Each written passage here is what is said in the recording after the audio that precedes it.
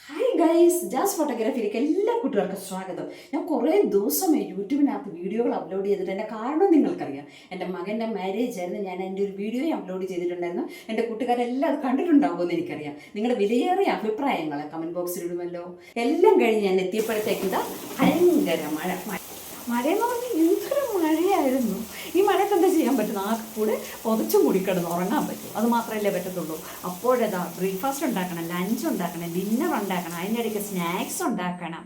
വീട്ടിൽ നിന്ന് കുട്ടികൾ വെളിയിലോട്ട് ഇറങ്ങാത്തപ്പോൾ അവർക്ക് എപ്പോഴും എന്തെങ്കിലുമൊക്കെ കഴിച്ചുകൊണ്ടിരിക്കണം. മുതിർന്നവർക്കും അത് തന്നെ. അപ്പോൾ മടിയാണെന്ന് വിചാരിച്ചിട്ട് ഒന്നും ഉണ്ടാക്കാതിരിക്കാൻ പറ്റുന്ന കാര്യമല്ല. ന്യൂട്രിയൻസ് ഒട്ടും തന്നെ നഷ്ടപ്പെടുത്താതുള്ള ഫുഡ് കഴിച്ചാലേ നമുക്ക് ഡെയിലി ആക്ടിവിറ്റീസിനുള്ള എനർജി ഉണ്ടാകത്തുള്ളൂ. അന്നേരം നമ്മൾ മടിയാണെന്ന് വിചാരിച്ചിരിക്കാൻ പറ്റത്തില്ല. ന്യൂട്രിയൻസ് എന്ന് പറഞ്ഞാൽ കാർബോഹൈഡ്രേറ്റ്സ്, പ്രോട്ടീൻസ്, പിന്നെന്താ മിനറൽസ്, വിറ്റാമിൻസ് എല്ലാം അതിനകത്ത് ഇൻക്ലൂഡഡ് ആയിരിക്കണം. അന്നേരം അങ്ങനത്തെ ഒരു ഡിന്നറാണ് ഞാൻ ഞൊടിയിടയിൽ ഉണ്ടാക്കി കാണിക്കുന്നത്. ഇന്നത്തെ ഈ ഡിന്നറിനകത്ത് ഞാൻ കുറേ പച്ചക്കറികൾ ആഡ് ചെയ്തിട്ടുണ്ട്. അതിൻ്റെ ഒപ്പം തന്നെ ഇലക്കറിയും ഞാൻ ആഡ് ചെയ്തിട്ടുണ്ട്. ഞാൻ ഞങ്ങളുടെ മുറ്റത്തുനിന്ന് പറിച്ചെടുത്ത ചീരയിലയാണ് ഇതിനകത്ത് ആഡ് ചെയ്തിരിക്കുന്നത്. ഞൊടിയിടയിൽ തയ്യാറാക്കുന്ന ആ സമ്പൂർണ്ണ ഡിന്നർ എങ്ങനെയാണെന്ന് നമുക്ക് നോക്കാം. പച്ചക്കറികൾ നമുക്കിഷ്ടമുള്ളതെല്ലാം എടുക്കാം. ഞാനിപ്പോൾ എടുത്തിരിക്കുന്നത് സവോള, തക്കാളി, ക്യാരറ്റ്, ക്യാബേജ്, ക്യാപ്സിക്കം, പച്ചമുളക്, ചീരയില ഇത്രയുമാണ്. ഇതെല്ലാം ചെറുതായി നുറുക്കിയെടുക്കണം.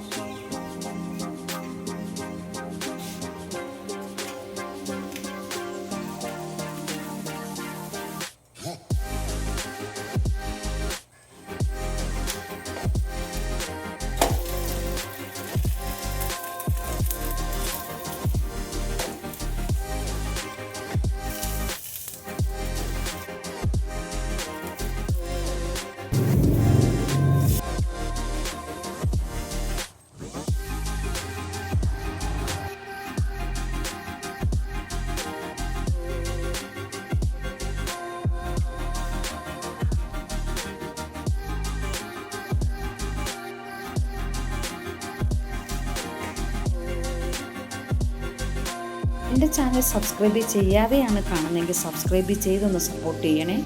Thank you for watching my channel. Jai Hind.